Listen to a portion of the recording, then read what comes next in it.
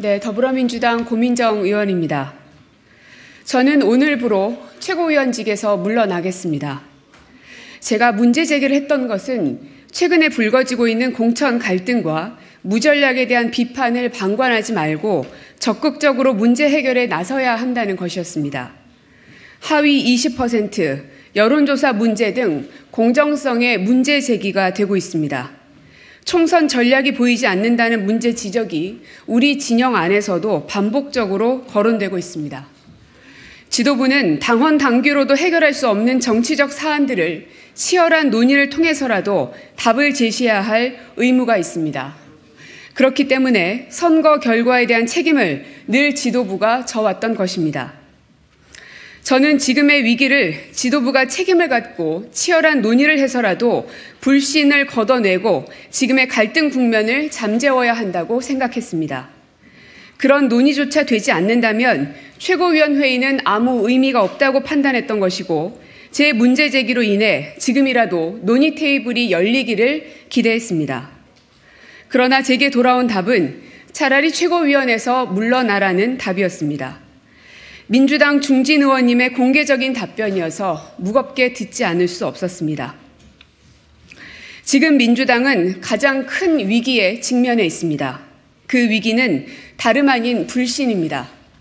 그리고 우리의 이런 위기는 국회에 마지막 희망을 걸었던 국민들에게 절망으로 이어질 그것이 두렵습니다.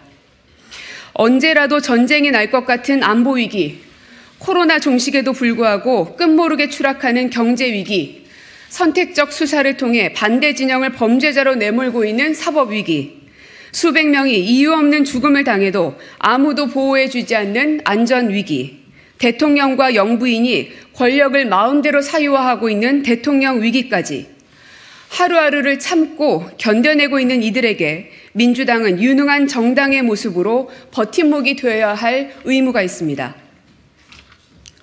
저 하나 없다고 해서 민주당이 무너진다고 생각하지 않습니다.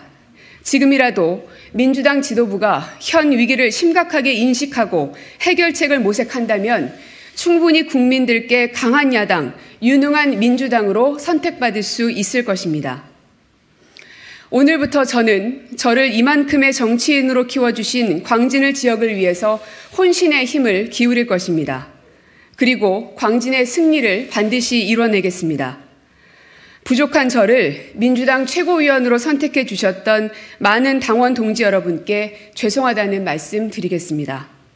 민주당이 치밀한 전략 전술로 윤석열 정권을 견제하고 총선 승리를 이끌 수 있도록 제 위치에서 할 수 있는 모든 최선을 다하겠습니다.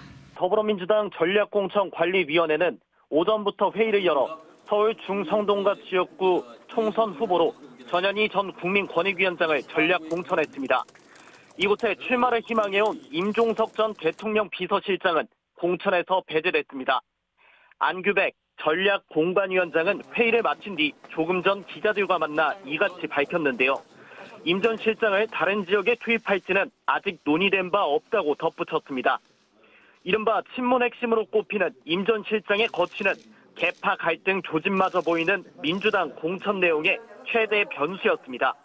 어제 최고위원회에 참석하지 않았던 고민정 최고위원 등 당 일각에선 오늘도 공개 비판이 이어졌습니다.